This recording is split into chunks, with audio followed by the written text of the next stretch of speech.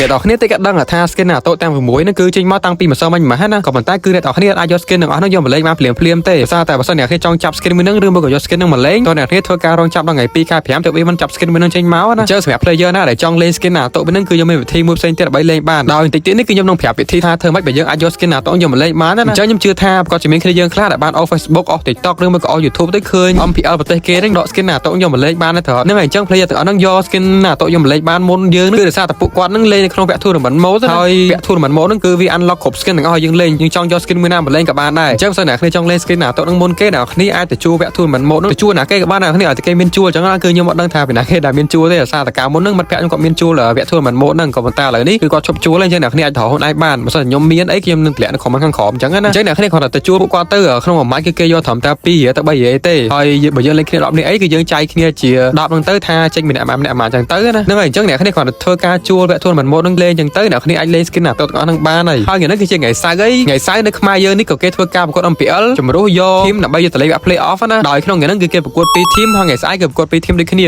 ដោយ